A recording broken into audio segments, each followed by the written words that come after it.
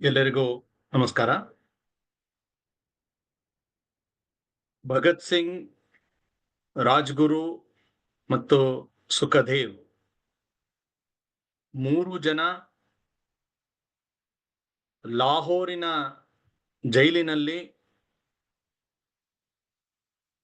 ನೇಣಿನ ಉರುಳಿಗೆ ತಮ್ಮ ಕೊರಳನ್ನು ನೀಡಿ 96 ವರ್ಷಗಳಾಗಿದೆ. ಮಾರ್ಚ್ 23ನೇ ತಾರೀಕು ಆ 3 ಕ್ರಾಂತಿಕಾರಿಗಳ ಬಲಿದಾನವಾದಂತಹ ದಿನ. ಆ ಹಿನ್ನೆಲೆಯಲ್ಲಿ ಆ ಯುವ ದೇಶಭಕ್ತರ ಬಲಿದಾನದ ಜೊತೆಗೆ ಅವರ ಬದುಕು, ಅವರ ಹೋರಾಟ ಒಂದಷ್ಟು ಮೆಲುಕು ಹಾಕ್ತಕ್ಕಂತ ಪ್ರಯತ್ನ ಮಾಡೋಣ. ಭಗತ್ ಸಿಂಗ್ ಅವನು ಹುಟ್ಟಿದ್ದು ಪಂಜಾಬ್ ಪ್ರಾಂತದಲ್ಲಿ. ಇವತ್ತು ಪಂಜಾಬ್ 2 ಭಾಗ ಆಗಿದೆ, ಒಂದು ಪಾಕಿಸ್ತಾನದ ಭಾಗ ಇದೆ. ಇವನು ಹುಟ್ಟಿದಂತ ಲೈಲಾಪುರ ಅದು ವಿಭಜನೆಯ ನಂತರ ಪಾಕಿಸ್ತಾನದ ಭಾಗದಲ್ಲಿ ಸೇರಿದೆ. ಮನೆಯಲ್ಲಿ ತುಂಬಾ ಒಂದು ದೇಶಭಕ್ತ ವಾತಾವರಣ. ಸ್ವತಃ ಅವರ ತಂದೆ, ಅವರ ಚಿಕ್ಕಪ್ಪ, ಅವರ ತಾತ ಎಲ್ಲರೂ ಬರೀ ದೇಶಭಕ್ತರಷ್ಟೇ ಅಲ್ಲ, ಸ್ವಾತಂತ್ರ್ಯ ಹೋರಾಟದಲ್ಲಿ ಸಕ್ರಿಯವಾಗಿ ತೊಡಗಿಸಿಕೊಂಡಿದ್ರು. ಜೈಲು ಶಿಕ್ಷೆಯನ್ನು ಅನುಭವಿಸಿದ್ರು. ಅವ್ರ ಮನೆಯಲ್ಲಿ ಸದಾ ದೇಶದ ಕುರಿತಾಗಿ ಮಾತುಕತೆಗಳು ಭಗತ್ ಸಿಂಗ್ನ ಒಂದು ವ್ಯಕ್ತಿತ್ವವನ್ನ ರೂಪಿಸೋದಲ್ಲಿ ಬಹಳ ದೊಡ್ಡ ಒಂದು ಕೊಡುಗೆಯನ್ನ ಕೊಟ್ಟಿದೆ. ಹಾಗಾಗಿ ಅವನಿಗೆ ತುಂಬಾ ಚಿಕ್ಕ ವಯಸ್ಸಿನಲ್ಲೇ ಒಟ್ಟು ದೇಶದ ಆಗು ಹೋಗಿನ ಬಗ್ಗೆ ಅನೇಕ ಪ್ರಶ್ನೆಗಳು ಹೇಳ್ತಿತ್ತು, ಅದಕ್ಕೆ ಉತ್ತರಗಳನ್ನ ಕಂಡುಕೊಳ್ತಾ ಇದ್ದ. ಒಂದ್ಸಲಿ ಅಂತೂ ಏನೋ ಮಾಡ್ತಾ ಇರ್ತಾನೆ ಇವನು ಗದ್ದೆಯಲ್ಲಿ. ಏನ್ ಮಾಡ್ತಾ ಇದ್ದಾನೆ ಅಂತ ಕುತೂಹಲದಿಂದ ಮನೆಯ ಹಿರಿಯರು ನೋಡಿದಾಗ ಅವನು ಹೇಳ್ತಾನೆ, ನಮ್ಮ ದೇಶದಿಂದ ಈ ಪರಕೀಯರಾದಂತಹ ಬ್ರಿಟಿಷರನ್ನ ಹೊಡೆದೋಡಿಸ್ಬೇಕು, ಅವ್ರಿಗೆ ನಾವು ಹೊಡಿಬೇಕು, ಹೆದರ್ಸ್ಬೇಕು ಅಂದ್ರೆ ಗನ್ ಬೇಕು, ಹೆಚ್ಚು ಗನ್ ಬೇಕು. ಅದಕ್ಕೆ ಏನ್ ಮಾಡೋದು? ಅದಕ್ಕೆ ಅವ್ರ ಮನೆಯಲ್ಲಿದ್ದಂತ ಒಂದು ಗನ್ನನ್ನ ಅವನು ಮಣ್ಣಿನಲ್ಲಿ ಹೂತಿದ್ದ. ಯಾಕೆ ಅಂತ ಕೇಳಿದ್ರೆ, ಹೇಗೆ ನಾವು ಬೀಜವನ್ನ ಬಿತ್ತಿದ್ರೆ ಅದು ಗಿಡ ಬೆಳೆದು ಹೆಚ್ಚು ಕಾಯಿ ಕೊಡ್ತಾ ಹೋಗುತ್ತೆ, ಹಾಗೆ ಈ ಗನ್ ಬೆಳೆದು ಮರವಾಗಿ ನಮ್ಗೆ ಹೆಚ್ಚು ಗನ್ಗಳನ್ನು ಕೊಡುತ್ತೆ ಅಂತ ಅವನು ತನ್ನ ಬಾಲ್ಯದ ಮುಗ್ಧತೆಯಲ್ಲೂ ಕೂಡ ಈ ದೇಶದ ಹಿತದ, ಸ್ವಾತಂತ್ರ್ಯದ ಒಂದು ಚಿಗುರು ಅದಲ್ಲಿ ಅವನಲ್ಲಿ ಕಂಡಿತ್ತು. ಇನ್ನು 12 ವರ್ಷದ ಬಾಲಕ. ಆ ಸಮಯದಲ್ಲಿ 1919ನೇ ಇಸ್ವಿಯ ಜಲಿಯನ್ ವಾಲಾಬಾಗ್ ಆ ಘಟನೆ ನಮಗೆ ಗೊತ್ತಿದೆ. ಅದು ನಡೆದಾಗ ಅದನ್ನ ನಡೆದ ಜಾಗಕ್ಕೆ ಇವನು ನೋಡ್ತಾನೆ. ಹೋಗಿ ಅಲ್ಲಿ ನಡೆದಂತಹ ಆ ಬ್ರಿಟಿಷರ ಅತ್ಯಂತ ದೌರ್ಜನ್ಯದ ಒಂದು ಏನು ಕೆಲಸ ಮಾಡಿದ್ರು, ಬೈಸಾಖಿ ನಿಮಿತ್ತ ಸಾವಿರ ಸಂಖ್ಯೆಯಲ್ಲಿ ಅಮೃತ್ಸರದಲ್ಲಿ ಜನ ಸೇರಿದ್ರು. ಬ್ರಿಟಿಷರ ರೌಲತ್ ಆಕ್ಟ್ ವಿರುದ್ಧ, ಅಂದ್ರೆ ಯಾವ ಒಂದು ಕಾನೂನನ್ನ ತಂದು ಈ ದೇಶದ ಜನರ ಅಭಿಪ್ರಾಯವನ್ನ ವ್ಯಕ್ತಪಡಿಸಕ್ಕೂ ಅವಕಾಶ ಸಿಗದೆ, ಯಾವುದೇ ಒಂದು ಆಪಾದನೆ ಇಲ್ಲದೆ ಇದ್ರೂ ಕೂಡ ಬಂಧನ ಮಾಡತಕ್ಕಂತಹ ಕೆಲವು ಕಾನೂನುಗಳಿತ್ತು ಅದರಲ್ಲಿ. ಅದನ್ನ ಪ್ರತಿಭಟಿಸ್ಲಿಕ್ಕಾಗಿ 1919ನೇ ಇಸ್ವಿಯಲ್ಲಿ ಅಮೃತ್ಸರದ ಒಂದು ಪಾರ್ಕ್ ಅಷ್ಟೇ, ಅದು ಜಲಿಯನ್ ವಾಲಾಬಾಗ್, ಅಲ್ಲಿ ಪೀಸ್ಫುಲ್ ಆಗಿ ನಡೀತಾ ಇದ್ದಂತಹ ಒಂದು ಶಾಂತಿಯುತ ಸತ್ಯಾಗ್ರಹ ಸಭೆಗೆ ಜನರಲ್ ಡಯರ್ ಅವನು ಫೈರ್ ಆಜ್ಞೆ ಕೊಟ್ಟು, ಅಲ್ಲಿ ಸುತ್ತ ಪೊಲೀಸರು ಗನ್ನಿನಿಂದ ಶೂಟ್ ಮಾಡ್ತಾ ಹೋಗ್ತಾರೆ. ಅವ್ಯಾಹತವಾಗಿ ಅಲ್ಲಿ ಅವತ್ತು ಫೈರಿಂಗ್ ಆಗುತ್ತೆ. ಬ್ರಿಟಿಷರ ಲೆಕ್ಕ ಪ್ರಕಾರ 379 ಜನ ಸತ್ತರು ಅಂತ. ಸಾವಿರಾರು ಸಂಖ್ಯೆಯಲ್ಲಿ ಶಾಂತಿಯುತವಾಗಿ ಪ್ರತಿಭಟನೆ ಮಾಡ್ತಾ ಇದ್ದಂಥವರ ಹತ್ಯೆ ಮಾಡಲಾಯಿತು. ಈ ಒಂದು ಘಟನೆ ನಡೆದ ಕೆಲವೇ ಗಂಟೆಗಳಲ್ಲಿ ಭಗತ್ ಸಿಂಗ್ ಬಾಲಕ ಅಲ್ಲಿ ನೋಡಿ ಕಣ್ಣೀರು ಹಾಕಿರ್ತಾನೆ. ಅವನ ಮನಸ್ಸಿನ ಮೇಲೆ ತುಂಬಾ ಪ್ರಭಾವ ಬೀರಿದಂತ ಒಂದು ಘಟನೆ ಇದು. ಪ್ರತಿನಿತ್ಯ ಮನೆಗೆ ಬರ್ತಾ ಇದ್ದಂತಹ ಸಮಯಕ್ಕಿಂತ ಸ್ವಲ್ಪ ತಡವಾಗಿ ಅವತ್ತು ಮನೆಗೆ ಬಂದಾಗ ಅವನ ತಂಗಿ ಕೇಳ್ತಾಳೆ, ಯಾಕೆ ಇವತ್ತು ಶಾಲೆಯಿಂದ ತಡವಾಗಿ ಬಂದ್ಯಾ ಅಂತ. ಆಗ ಇವನು ಹೇಳ್ತಾನೆ, ಈ ತರ ನಾನು ಅಲ್ಲಿಗೆ ಹೋಗಿದ್ದೆ ಜಲಿಯನ್ ವಾಲಾ ಬಾಗ್ನಲ್ಲಿ, ಅಷ್ಟೇ ಅಲ್ಲ ಏನೋ ತಂದಿದ್ದೀನಿ ಅಂತ ಹೇಳಿ ತನ್ನ ತಂಗಿಗೆ ತೋರಿಸ್ತಾನೆ. ಅಲ್ಲಿ ಭಾರತದ ಈ ಸ್ವಾತಂತ್ರ್ಯ ಹೋರಾಟಕ್ಕಾಗಿ ಸೇರಿದಂತಹ ಆ ಜನರ ರಕ್ತದಿಂದ ತೇವವಾಗಿದ್ದಂತಹ ಆ ಮಣ್ಣನ್ನ ತಂದಿರ್ತಾನೆ. ಆ ಮಣ್ಣನ್ನ ತಂಗಿಗೆ ತೋರಿಸಿ ಇದನ್ನ ಕಣ್ಣೊತ್ತಿಟ್ಕೊ ಅಂತ ಹೇಳಿ ಇಬ್ರು ಕಣ್ಣೊತ್ತಿಟ್ಕೊಂಡು ತಾವು ಪುಸ್ತಕವನ್ನ ಇಡೋ ಜಾಗದಲ್ಲಿ ದಿನ ನಮಸ್ಕಾರ ಮಾಡ್ತಕ್ಕಂಥ ದೇವರ ಕೋಣೆಯಲ್ಲಿ ಅದನ್ನ ಇಡ್ತಾರೆ. ಹೀಗೆ ಭಗತ್ ಸಿಂಗ್ ಚಿಕ್ಕ ವಯಸ್ಸಿನಲ್ಲೇ ಈ ರೀತಿಯ ಒಂದು ಆಗು ಹೋಗುಗಳು ಅವನ ಮನಸ್ಸಿನ ಮೇಲೆ ಒಂದು ಬಲವಾದ ಪರಿಣಾಮವನ್ನು ಬೀರ್ತಾ ಹೋಗುತ್ತೆ. ಮುಂದೆ ಸಹಜವಾಗಿ ಯುವಕನಾದಂತೆ ಆಗ ನಡೀತಾ ಇದ್ದಂತಹ ಗಾಂಧೀಜಿ ನೇತೃತ್ವದ ಅಸಹಕಾರ ಚಳವಳಿಯಲ್ಲಿ ಕೂಡ ಇವನು ಭಾಗವಹಿಸ್ತಾನೆ. ಇಡೀ ದೇಶಕ್ಕೆ ಒಂದು ಭರವಸೆಯನ್ನ ಗಾಂಧೀಜಿಯವರು ಕೊಟ್ಟಿದ್ರು. ಒಂದೇ ವರ್ಷಕ್ಕೆ ಸ್ವಾತಂತ್ರ್ಯ ತರಣ ನಾವು ನಿಮ್ಮೆಲ್ಲ ವಿದ್ಯಾಭ್ಯಾಸ ವೃತ್ತಿಯನ್ನ ತ್ಯಜಿಸಿ ಧುಮುಕಿ ನೀವು ಅಂತ ಹೇಳಿ ಕರೆ ಕೊಟ್ಟಾಗ ಅವರ ಮಾತಿಗೆ ಬೆಲೆ ಕೊಟ್ಟು ಲಕ್ಷಾಂತರ ಜನ ಅದಲ್ಲಿ ಧುಮುಕಿರ್ತಾರೆ. ಒಂದು ಕಾವು ಏರ್ತಾ ಇರುತ್ತೆ. ಇಡೀ ಒಂದು ದೇಶದಲ್ಲಿ ದೊಡ್ಡ ಪ್ರಮಾಣದಲ್ಲಿ ಸಾರ್ವಜನಿಕರು ತೊಡಕೊಂಡಂತ ಮೊದಲ ಒಂದು ಸನ್ನಿವೇಶ. ಆದ್ರೆ ಯಾವುದೋ ಒಂದು ಒಂದು ಜಾಗದಲ್ಲಿ ಹಿಂಸೆ ಆಯ್ತು ಅನ್ನುವ ಕಾರಣ ಇಟ್ಕೊಂಡು ಏಕಾಏಕಿಯಾಗಿ ಈ ದೊಡ್ಡ ಆಂದೋಲನವನ್ನೇ ಇವರು ವಾಪಸ್ ಕರೆ ಕೊಟ್ಬಿಡ್ತಾರೆ, ನಿಲ್ಸ್ಬಿಡ್ತಾರೆ ಗಾಂಧೀಜಿಯವರು. ತುಂಬಾ ನಿರಾಶೆ ಆಗ್ಬಿಡುತ್ತೆ ಭಗತ್ ಸಿಂಗ್ಗೆ. ಆಗ ಇವನು ಕ್ರಾಂತಿಕಾರಿ ಸೇರ್ಕೊಂಡು ಇವನು ಕ್ರಾಂತಿಕಾರಿ ಆಗ್ತಾನೆ. ಚಂದ್ರಶೇಖರ್ ಆಜಾದ್, ಸುಖದೇವ್, ರಾಜ್ಗುರು, ಬಟುಕೇಶ್ವರ ದತ್ತ, ಭಗವತಿ ಚರಣ್, ಈ ರೀತಿ ಎಲ್ಲ ಕ್ರಾಂತಿಕಾರಿಗಳ ಒಂದು ಒಡನಾಟದಿಂದ ಅವನು ಸ್ವಾತಂತ್ರ್ಯ ಹೋರಾಟದಲ್ಲಿ ಸಕ್ರಿಯವಾಗಿ ತೊಡ್ಕೊಳ್ತಾನೆ. ಒಮ್ಮೆ ಒಂದು ದೊಡ್ಡ ಘಟನೆ ವಿಫಲವಾಗಿರುತ್ತೆ, ಕಾಕೋರಿ ಒಂದು ಕಾಂಡ. ಅದಾದ್ಮೇಲೆ ಮತ್ತೊಮ್ಮೆ ಈ ಕ್ರಾಂತಿಕಾರಿ ಚಟುವಟಿಕೆಗಳನ್ನ ಕನ್ಸಾಲಿಡೇಟ್ ಮಾಡಬೇಕಾಗಿರುತ್ತೆ. ಅದಕ್ಕಾಗಿ ದೆಹಲಿಯ ಫಿರೋಜ್ ಕೋಟ್ಲಾ ಅನ್ನುವ ಜಾಗದಲ್ಲಿ ಎಲ್ಲ ಕಡೆಯಿಂದ ಬಂದಂತಹ ಕ್ರಾಂತಿಕಾರಿಗಳ ಒಂದು ದೊಡ್ಡ ಸಭೆ ನಡೆಯುತ್ತೆ, ಗುಪ್ತ ಸಭೆ. ಅದಕ್ಕೆ ಬಿಹಾರಿಂದ ಬಂದಿರ್ತಾರೆ, ಪಂಜಾಬಿಂದ ಬಂದಿರ್ತಾರೆ, ಸಂಯುಕ್ತ ಪ್ರಾಂತದಿಂದ ಬಂದಿರ್ತಾರೆ, ರಾಜಸ್ಥಾನಿಂದ ಬಂದಿರ್ತಾರೆ, ಬಂಗಾಲಿನಿಂದ ಅನುಶೀಲನಾ ಸಮಿತಿಯವರು ಯಾವುದೋ ತಾಂತ್ರಿಕ ಕಾರಣಕ್ಕೆ ಬರಕ್ಕಾಗಿರಲ್ಲ, ಹಾಗೆ ಒಬ್ಬ ಪ್ರತಿನಿಧಿ ಬಂದಿರ್ತಾನೆ. ಹೀಗೆ ಎಲ್ಲರೂ ಸೇರಿ ಮುಂದಿನ ಹೋರಾಟದ ಬಗ್ಗೆ ರೂಪುರೇಷೆಯನ್ನ ನಿರ್ಧಾರ ಮಾಡಿದಂತ ಒಂದು ಮಹತ್ವಪೂರ್ಣವಾದಂತ ಸಭೆ ಅದು. ಅಲ್ಲಿ ತನಕ ಹಿಂದೂಸ್ತಾನ್ HSRA ಅಂತ ಕರಿತಾ ಇದ್ದು, ಅವತ್ತಿನಿಂದ ಆ ಸಂಘಟನೆ ಚಾಲ್ತಿಯಲ್ಲಿ ಬರುತ್ತೆ. ಚಂದ್ರಶೇಖರ್ ಆಜಾದ್ನ ಒಂದು ಮಹಾದಂಡನಾಯಕನಾಗಿ ಅಲ್ಲಿ ಆಯ್ಕೆ ಮಾಡ್ತಾರೆ. ಇದೆಲ್ಲದರ ಹಿಂದೆ ಭಗತ್ ಸಿಂಗ್ನ ಬಹಳ ದೊಡ್ಡ ಪಾತ್ರ ಇದೆ. ಎಲ್ಲಾ ಕ್ರಾಂತಿಕಾರಿಗಳ ಜೊತೆ ಒಂದು ಸಂಪರ್ಕ ಸಂಬಂಧವನ್ನ ಬೆಳೆಸಿ ಆ ಒಂದು ಕ್ರಾಂತಿಕಾರಿ ಸಂಘಟನೆ ಚಾಲನೆಗೊಳ್ಳುತ್ತೆ. ಆ ಸಮಯದಲ್ಲಿ ಬ್ರಿಟಿಷರು ಒಂದು ಸೈಮನ್ ಅನ್ನುವ ಒಬ್ಬ ಜಾನ್ ಸೈಮನ್ ಅನ್ನುವ ನೇತೃತ್ವದಲ್ಲಿ ಒಂದು ಕಮಿಷನ್ ನೇಮಕ ಮಾಡ್ತಾರೆ. ಇಡೀ ದೇಶದ ಜನರ ಬಗ್ಗೆ ಒಂದು ಅಧ್ಯಯನ ಮಾಡಿ ಕಾನೂನಲ್ಲಿ ಸುಧಾರಣೆ ತರಬೇಕು ಅನ್ನುವ ನೆಪ. 7 ಜನರ ಆ ಸಮಿತಿಯಲ್ಲಿ ಯಾರು ಕೂಡ ಭಾರತೀಯರು ಇರೋದೇ ಇಲ್ಲ. ಭಾರತೀಯರೇ ಇಲ್ಲದೆ ಇರತಕ್ಕಂತ ಒಂದು ಸಮಿತಿಯಲ್ಲಿ ಭಾರತೀಯರ ಒಂದು ಕಷ್ಟಗಳು, ಅವರ ನೋವುಗಳು ಹೇಗೆ ಅರ್ಥ ಮಾಡ್ಕೊಳ್ಳಿಕ್ ಸಾಧ್ಯ?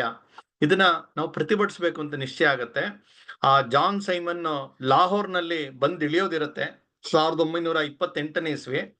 ಆಗ ಪಂಜಾಬಿನ ಹಿರಿಯ ನೇತಾರರು ಲಾಲಾ ಲಜಪತ್ ರಾಯ್ ಅವರ ನೇತೃತ್ವದಲ್ಲಿ ಈ ಎಲ್ಲಾ ಕ್ರಾಂತಿಕಾರಿಗಳು, ದೊಡ್ಡ ಪ್ರಮಾಣದಲ್ಲಿ ಯುವಕರು ಸೇರಿ ರೈಲ್ವೆ ಸ್ಟೇಷನ್ ನಲ್ಲಿ ಅವರು ಸಿದ್ಧರಾಗಿರ್ತಾರೆ. ಆತ ಬಂದು ಇಳಿತಾ ಇದ್ದಂಗೆ ಅವನಿಗೆ ವಾಪಸ್ ಹೋಗು, ಸೈಮನ್ ಗೋ ಬ್ಯಾಕ್ ಅನ್ನುವ ಒಂದು ಪ್ರತಿಭಟನೆ ಮಾಡಬೇಕು ಅಂತ. ಆ ಟ್ರೈನ್ ಬಂದು ಇಳಿತಾ ಇದ್ದಂಗೆ ಲಾಲಾ ಲಜಪತ್ ರಾಯ್ 80 ವರ್ಷ ದಾಟಿರ್ತಕ್ಕಂಥ ಹಿರಿಯರು ಅವರು ಒಂದು ಗರ್ಜನೆ ಮಾಡ್ತಾರೆ, ಸೈಮನ್ ಗೋ ಬ್ಯಾಕ್ ಅಂತ ಹೇಳಿ. ಅವರು ಗರ್ಜನೆ ಮಾಡ್ತಾ ಇದ್ದಂಗೆ ಇಡೀ ರೈಲ್ವೆ ಸ್ಟೇಷನ್ ನಲ್ಲಿ ಸೇರಿದಂತಹ ಸಾವಿರಾರು ಸಂಖ್ಯೆಯ ಜನರು ಒಟ್ಕೊರಲಿನಿಂದ ಸೈಮನ್ ಗೋ ಬ್ಯಾಕ್ ಅಂತ ಕೂಗ್ತಾ ಹೋಗ್ತಾರೆ. ಅಲ್ಲಿದ್ದಂತ ಬ್ರಿಟಿಷ್ ಪೊಲೀಸ್ ಅಧಿಕಾರಿಗಳೆಲ್ಲ ನಡ್ಗೋಗ್ತಾರೆ. ಯಾಕೆಂದ್ರೆ ಅವರು ಇಷ್ಟು ದೊಡ್ಡ ಒಂದು ಪ್ರತಿಭಟನೆ ನಡೆಯುತ್ತೆ ಅಂತ ಊಹೆನೆ ಮಾಡಿರಲ್ಲ. ಆ ಸ್ವತಃ ಆ ಜಾನ್ ಸೈಮನ್ ಅದನ್ನ ಕಿಟಕಿಯಿಂದನೇ ನೋಡಿ ಹೆದರಿ ಬೇರೆ ಯಾವುದೋ ಒಂದು ಬೋಗಿಯಿಂದ ಇಳಿದು ತಪ್ಪಿಸ್ಕೊಂಡು ಹೊರಟೋಗ್ತಾನೆ. ಅವನು ಹೋಗ್ತಾ ಇದ್ದಂಗೆ ಇಲ್ಲಿದ್ದಂತ ಪೊಲೀಸ್ ಅಧಿಕಾರಿ ಸ್ಕಾಟ್ ಅನ್ನೋವನು ಲಾಠಿ ಚಾರ್ಜ್ ಮಾಡಕ್ಕೆ ಆಜ್ಞೆ ಕೊಡ್ತಾನೆ. ಈ ಹಿರಿಯರ್ನ 5-6 ಈ ಯುವಕರು ಒಂದು ರಕ್ಷಣೆ ಮಾಡ್ತಾ ಇದ್ದಾರೆ, ಎಲ್ರಿಗೂ ಹೊಡಿಯಕ್ಕೆ ಶುರು ಮಾಡ್ತಾರೆ. ಅವನ ಆ ಸ್ಕಾಟ್ ನ ಅಸಿಸ್ಟೆಂಟ್ ಆಗಿದ್ದಂತಹ ಸ್ಯಾಂಡರ್ಸ್ ಅನ್ನೋನು ಅವನು ಕೂಡ ದೊಡ್ಡ ಲಾಠಿ ಅಂತ ತಗೊಂಡು ಲಾಲಾ ಲಜಪತ್ ರಾಯ್ ಅವರಿಗೆ ಒಂದು ಬಲವಾದ ಪೆಟ್ಟುಗಳನ್ನು ಕೊಡ್ತಾನೆ. ಅವರ ಎದೆಗೆ ಸುಮಾರು 9 ಅಂಗುಲದ ಗಾಯ ಆಗತ್ತೆ, ತಲೆಗೆ ಹೊಡಿತಾನೆ, ಅವರು ಕುಸಿದು ಬೀಳ್ತಾರೆ. ಆಮೇಲೆ ಅವ್ರಿಗೆ ಕರ್ಕೊಂಡು ಹೋಗಿ ಅವ್ರಿಗೆ ಔಷಧೋಪಚಾರ ಮಾಡಿ ಸಾಯಂಕಾಲ ಒಂದು ದೊಡ್ಡ ಸಾರ್ವಜನಿಕ ಸಭೆ. ಆ ಸಭೆಯಲ್ಲಿ ಹಿರಿಯ ನಾಯಕ ಲಾಲಾ ಲಜಪತ್ ರಾಯ್ ಪೂರ್ತಿ ಬ್ಯಾಂಡೇಜ್ ಹಾಕೊಂಡಿದ್ದಾರೆ, ರಕ್ತಸಿಕ್ತವಾಗಿರ್ತಕ್ಕಂತಹ ಗಾಯಗಳು ಇನ್ನೂ ಕಾಣಿಸ್ತಾ ಇದೆ. ಅಲ್ಲಿ ಅವರು ಹೇಳ್ತಾರೆ, ಅಲ್ಲಿದ್ದಂತ ಪೊಲೀಸ್ ಅವ್ರಿಗೆ ಮುಖ ಮಾಡಿ ಹೇಳ್ತಾರೆ, ನೋಡಿ ಇವತ್ತು ನನಗೆ ಕೊಟ್ಟಂತ ಒಂದೊಂದು ಪೆಟ್ಟುಗಳು ಕೂಡ ಬ್ರಿಟಿಷ್ ಸಾಮ್ರಾಜ್ಯದ ಶವಪೆಟ್ಟಿಗೆಯ ಕಡೆ ಮೊಳೆಗಳು ಅಂತ ಮರಿಬೇಡಿ ಅಂತ ಹೇಳಿ ಗರ್ಜಿಸ್ತಾರೆ. ಆದ್ರೆ ತುಂಬಾ ಪೆಟ್ಟಿದ್ ಬಿದ್ದರಿಂದ ಕೆಲವೇ ವಾರಗಳಲ್ಲಿ ಅವರು ತಮ್ಮ ಪ್ರಾಣವನ್ನ ಬಿಟ್ಬಿಡ್ತಾರೆ. ನವೆಂಬರ್ 17ನೇ ತಾರೀಕು ಲಾಲಾಜಿ ಅವರ ಒಂದು ಏನು ಅಂತ್ಯ ಆಗುತ್ತೆ. ಒಂದು ದೊಡ್ಡ ಅಂತಿಮ ಯಾತ್ರೆ ಅದು ಆಗತ್ತೆ. 1 ಲಕ್ಷ ಜನ ಸೇರಿರ್ತಾರೆ. ಅವರ ಅಂತ್ಯಯಾತ್ರೆ ನಡೆದು ರಾವಿ ನದಿ ತೀರದಲ್ಲಿ ಅವರ ಒಂದು ಅಂತ್ಯ ಸಂಸ್ಕಾರ ಆಗತ್ತೆ. ಆಗಲೇ ಭಗತ್ ಸಿಂಗ್ ಮತ್ತೆ ಎಲ್ಲ ಈ ಯುವಕ ಕ್ರಾಂತಿಕಾರಿಗಳಿಗೆ ರಕ್ತ ಕುದಿತಾ ಇರತ್ತೆ. ನಮ್ ಕಣ್ಣು ಮುಂದೆನೆ ನಾವೆಲ್ಲ ಇದ್ರೂ ಕೂಡ ನಮ್ಮ ಹಿರಿಯ ನಾಯಕರನ್ನ ಈ ರೀತಿ ಒಬ್ಬ ದುಷ್ಟ ಪೊಲೀಸ್ ಅಧಿಕಾರಿ ಈ ರೀತಿ ಮಾಡ್ಬಿಟ್ನಲ್ಲ ಅಂತ. ಅದ್ ಸರಿಯಾಗಿ ಅದಾಗಿ ಸ್ವಲ್ಪ ಸಮಯಕ್ಕೆ ಒಂದು ಶ್ರದ್ಧಾಂಜಲಿ ಸಭೆಯಲ್ಲಿ ಚಿತ್ತರಂಜನ್ ದಾಸ್ ಅವರ ಶ್ರೀಮತಿ ಆಕೆ ಮಾತಾಡ್ತಾ ಹೇಳ್ತಾಳೆ, ಇಡೀ ಈ ಪಂಜಾಬಿನಲ್ಲಿ ಯಾವುದೇ ಗಂಡ್ ಮಕ್ಳು ಇಲ್ವಾ, ಯಾವ್ದು ಯುವಕರೇ ಇಲ್ವಾ, ಎಲ್ಲಾರು ಸತ್ತೋಗಿದಾರ, ಇಷ್ಟು ದೊಡ್ಡ ಅನ್ಯಾಯ ನಡೀತಾ ಇದೆ, ಅದನ್ನ ಸೇಡ್ ತೀರಿಸ್ಕೊಳ್ಳೋಕೆ ಯಾರು ಇಲ್ವಾ ಅಂತ ಹೇಳಿ ಅವ್ರು ಕರೆ ಬೇರೆ ಕೊಡ್ತಾರೆ. ಈ ಅಂತ್ಯ ಸಂಸ್ಕಾರವನ್ನು ನೋಡಿದಾಗೆ ಭಗತ್ ಸಿಂಗ್ ಅನ್ಸಿರುತ್ತೆ, ಇದಕ್ಕೆ ನಾವು ಸೇಡ್ ತೀರಿಸ್ಕೊಳ್ಳೇಬೇಕು ಅಂತ ಹೇಳಿ 1 ತಿಂಗಳಲ್ಲಿ ಆ ಪೊಲೀಸ್ ಅಧಿಕಾರಿಯನ್ನ ನಾವು ಮುಗಿಸ್ತೀವಿ ಅಂತ ಒಂದು ಯೋಜನೆ ಮಾಡ್ತಾರೆ.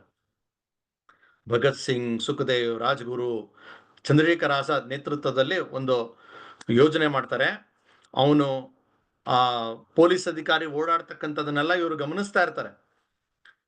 ಅದನ್ನ ಸೂಕ್ಷ್ಮವಾಗಿ ಗಮನಿಸಿ ಒಂದು ಅಚ್ಚುಕಟ್ಟಾದಂತಹ ಯೋಜನೆಯನ್ನ ಮಾಡಿ ಡಿಸೆಂಬರ್ 17 ಸರಿಯಾಗಿ 1 ತಿಂಗಳು ಆಗುವಂತ ದಿನ ಆ ಸ್ಯಾಂಡರ್ಸ್ನ ಹತ್ಯೆ ಮಾಡ್ತಾರೆ.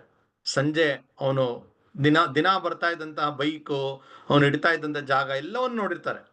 ಅಲ್ಲಿ ಇವರು ಅಡಗಿ ಕೂತಿರ್ತಾರೆ. ಅವನನ್ನ ಹತ್ಯೆ ಮಾಡಿ ತಮ್ಮ ಸೇಡನ್ನು ತೀರಿಸ್ಕೊಳ್ತಾರೆ. ಹತ್ಯೆನೋ ಮಾಡ್ಬಿಟ್ರು, ಆದ್ರೆ ಇಡೀ ಪೊಲೀಸ್ ಇಲಾಖೆ ಅದು ಜಾಗೃತ ಆಗ್ಬಿಡುತ್ತೆ. ಯಾಕೆಂದ್ರೆ ಸ್ವತಃ ಪೊಲೀಸ್ ಅಧಿಕಾರಿಯನ್ನೇ ಕೊಂದಿದ್ರಿಂದ ಅವರು ಚುರುಕಾಗಿ ಹುಡುಕಕ್ಕೆ ಶುರು ಮಾಡ್ತಾರೆ, ಯಾರಿದರಿಂದ ಅಂತ ಹೇಳಿ ಎಲ್ಲಾ ತರಹ ಒಂದು ಸಾಕ್ಷಿಗಳನ್ನು ಹುಡುಕ್ತಾ ಹೋಗ್ತಾರೆ, ಏನಾರು ಕುರುಹು ಸಿಗತ್ತಾ ಅಂತ. ಆಗ ಅವರ ಪೈಕಿ ಒಬ್ಬ ಸಿಖ್ ಯುವಕ ಇದ್ದ ಅಂತ ಒಂದು ಕುರುಹು ಸಿಗತ್ತೆ.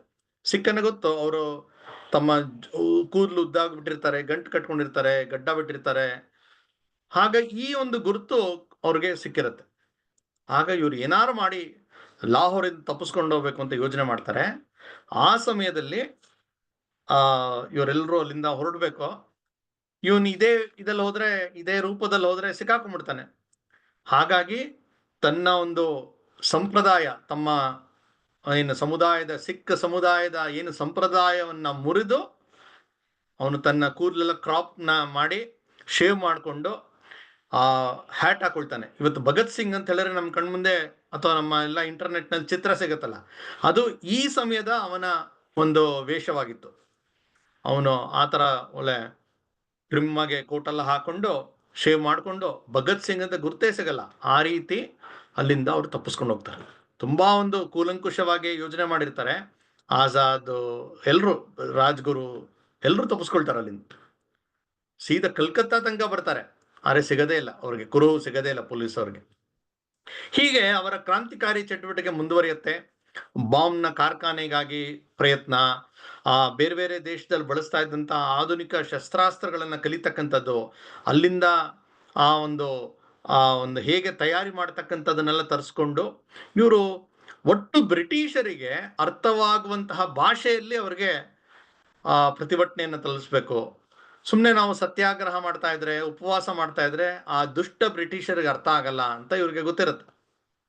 ಆ ಸಮಯದಲ್ಲಿ ಮತ್ತೊಂದು ಪ್ರಸಂಗ, ದಿಲ್ಲಿಯಲ್ಲಿ ಒಂದು ಕಾನೂನನ್ನು ತರಬೇಕು ಅಂತ ಹೇಳಿ ಬ್ರಿಟಿಷರ್ ನಿಶ್ಚಯ ಮಾಡ್ತಾರೆ. ಆದ್ರೆ ಆ ಎರಡು ಕಾನೂನು ಅದು ಬಹಳ ವಿರೋಧ ಬರುತ್ತೆ. ಅಷ್ಟು ವಿರೋಧ ಬಂದರೂ ಕೂಡ ಅವನು ಆ ವೈಸ್ರಾಯ್ ತನ್ನ ಒಂದು ವೀಟೋ ಪವರ್ ಬಳಸಿ ಅದನ್ನ ಜಾರಿಗೆ ತರಲೇಬೇಕು ಅಂತ ಪ್ರಯತ್ನ ಮಾಡ್ತಾನೆ. ಆಗ ಇವರು ನಿಶ್ಚಯ ಮಾಡ್ತಾರೆ, ಶಾಸನ ಸಭೆ, ದೆಹಲಿಯ ಕೇಂದ್ರೀಯ ಶಾಸನ ಸಭೆ ನಡೆಯುತ್ತೆ, ಅಲ್ಲಿಗೆ ಹೋಗಿ ಬಾಂಬ್ ಹಾಕ್ಬೇಕು ಅಂತ ಇವರು ನಿಶ್ಚಯ ಮಾಡ್ತಾರೆ. ಯಾಕಂದ್ರೆ ಅಲ್ಲಿ ಬಾಂಬ್ ಹಾಕಿದ್ರೆ ಅದು ಬರೀ ಅಲ್ಲಿ ಒಂದು ಕಟ್ಟಡ ಅಲ್ಲ, ಇಡೀ ದೇಶಕ್ಕೆ ಅದು ತಲುಪತ್ತೆ ಅಂತ ಗೊತ್ತಿರುತ್ತೆ. ಪೂರ್ತಿ ಯೋಜನೆ ಆಗತ್ತೆ. ಆದ್ರೆ ಒಂದು ಸಣ್ಣ ವಿಚಾರವಾಗಿ ಮತಭೇದ ಆಗತ್ತೆ. ಏನಂದ್ರೆ ಇವರು ಬಾಂಬ್ ಹಾಕ್ಬೇಕು, ಬಾಂಬ್ ಯಾರ ಮೇಲೂ ಹಾಕ್ಬಾರ್ದು, ಯಾರು ಇಲ್ಲದೆ ಇರತಕ್ಕಂತ ಒಂದು ಜಾಗದಲ್ಲಿ ಬಾಂಬ್ ಸಿಡಿಸ್ಬೇಕು, ಅದಾದ್ಮೇಲೆ ಅಲ್ಲಿಂದ ತಪ್ಪಿಸ್ಕೊಂಡ್ಬರ್ಬೇಕು ಅಂತ ಇರುತ್ತೆ. ಆ ಬಾಂಬ್ ಹಾಕೋ ತನಕ ಒಪ್ಪಿಗೆ ಇರುತ್ತೆ. ಅಲ್ಲಿಂದ ತಪ್ಪಿಸ್ಕೊಂಡ್ಬರ್ಬೇಕು ಅಂತ ಆಜಾದ್ ಯೋಜನೆಯನ್ನ ಮುಂದಿಟ್ಟಾಗ ಭಗತ್ ಸಿಂಗ್ ಅದಕ್ಕೆ ಒಪ್ಪದೇ ಇಲ್ಲ. ಆಜಾದ್ ಎಷ್ಟು ಪ್ರಯತ್ನ ಮಾಡಿದ್ರು ಭಗತ್ ಸಿಂಗ್ ಒಪ್ಪಲ್ಲ. ಭಗತ್ ಸಿಂಗ್ ಹೇಳ್ತಾನೆ, ನಾವು ಈ ರೀತಿ ಕದ್ದು ಮುಚ್ಚಿ ಮಾಡ್ತಾ ಇದೀವಿ, ಆದ್ರೆ ಇಷ್ಟು ದೊಡ್ಡ ಕೆಲಸದ ಬಗ್ಗೆ ಸರಿಯಾದಂತ ತಿಳುವಳಿಕೆಯನ್ನ ಕೊಡಬೇಕು ಅಂತ. ಹಾಗಾದ್ರೆ ಒಂದು ಕರಪತ್ರದಲ್ಲಿ ಎಲ್ಲ ವಿವರವನ್ನ ಹಾಕಿ ನಾವು ಹಂಚೋಣ, ಅಲ್ಲಿ ಜನರುಗಳು ತಲುಪಿಸೋಣ ಅಂತ ಆಜಾದ್ ಹೇಳ್ತಾನೆ. ಆದ್ರೆ ಭಗತ್ ಸಿಂಗ್ ಅಷ್ಟೇ ತೃಪ್ತಿ ಆಗಲ್ಲ. ಇಲ್ಲ, ನಾನು ಇನ್ನು ತಪ್ಪಿಸ್ಕೊಳ್ಳಲ್ಲ, ಬಂಧನ ಆಗ್ತೀನಿ, ಅಲ್ಲಿದ್ದು ನನ್ನ ಹೋರಾಟವನ್ನು ಮುಂದುವರಿಸ್ತೀನಿ ಅಂತ ಅವನು ಏನ್ ಮಾಡ್ರು ಪಟ್ಟು ಹಿಡಿತಾನೆ. ಆಜಾದ್ನ ಮಾತಿಗೆ ಒಪ್ಪೋದೇ ಇಲ್ಲ. ಕಡೆ ತನಕ ಪ್ರಯತ್ನ ಮಾಡ್ತಾನೆ ಆಜಾದ್, ಆದ್ರೆ ಇವನು ಒಪ್ಪಲ್ಲ.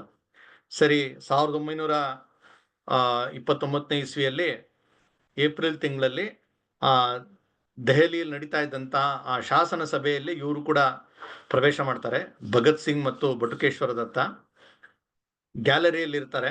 ಯಾವಾಗ ಆ ವೈಸ್ರಾಯ್ ನಿಂತ್ಕೊಂಡು ಅವನು ಇದನ್ನ ವೀಟೋ ಪವರ್ ಬಳಸಿ ಭಾರತದ ವಿರೋಧಿ ಕಾನೂನನ್ನು ತರಬೇಕು ಅಂತ ಶುರು ಮಾಡ್ತಾನೆ, ಆಗ ಇವರು ಅಲ್ಲಿ ಒಂದು ಯಾರು ಜನ ಇಲ್ದೇ ಜಾಗದಲ್ಲಿ ಒಂದ್ ಕಡೆ ಬಾಂಬ್ ಅನ್ನ ಎಸಿತಾರೆ.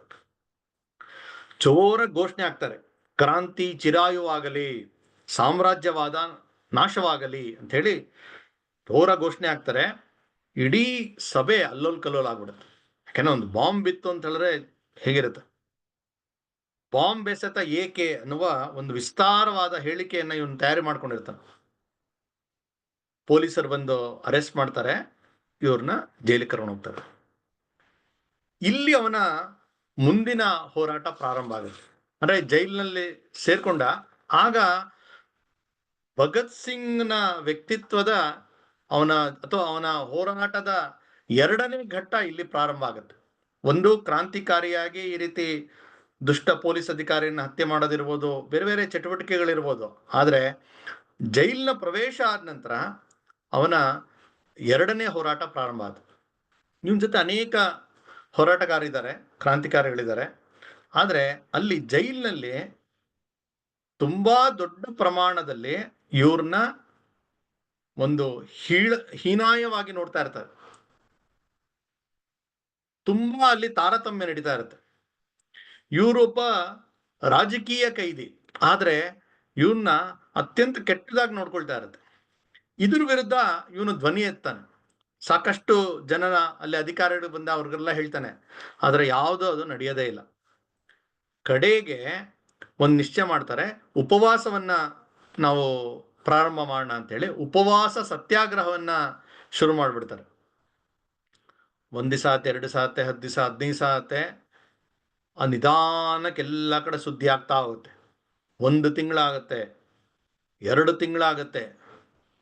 ಇವರು ಪಟ್ಟು ಬಿಡ್ತಾ ಇಲ್ಲ. ಆ ಸುದ್ದಿ ಹರಡ್ತಾ ಇದೆ.